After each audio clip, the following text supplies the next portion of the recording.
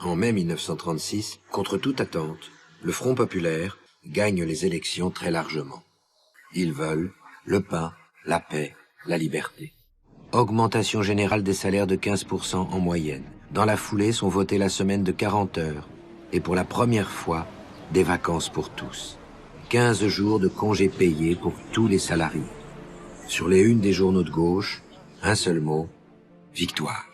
Nous sommes donc dimanche 10 mai 1981, le deuxième tour de l'élection présidentielle. Nous vivons ensemble un moment décisif. 5, 4, 3, 2, 1. François Mitterrand est élu président de la République.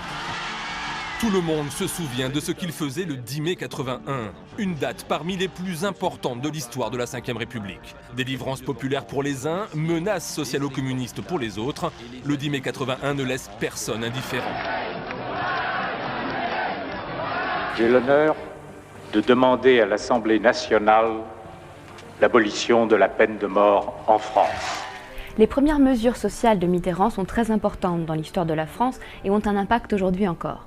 Dans un contexte de crise économique, le gouvernement de Mitterrand décide d'augmenter les salaires, d'abaisser l'âge de la retraite à 60 ans et de donner une 5e semaine de congés payés. Il promulgue également une série de lois destinées à protéger les travailleurs. Un impôt sur la fortune est aussi mis en place. J'ai décidé de dissoudre l'Assemblée nationale.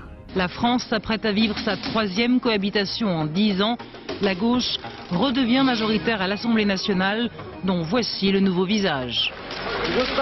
C'est décidément un film politique en accéléré que vit la France depuis quelque temps. Lionel Jospin a été reçu à l'Élysée pendant 1 heure par Jacques Chirac, qui lui a proposé le poste de Premier ministre, proposition acceptée. Le scrutin est ouvert.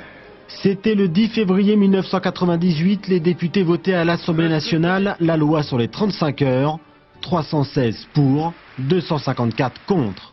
Je demande aux Français de m'élire Premier ministre. L'union de la gauche est approuvée par une majorité de Français, 53%. La NUPES, la nouvelle Union populaire écologique et sociale.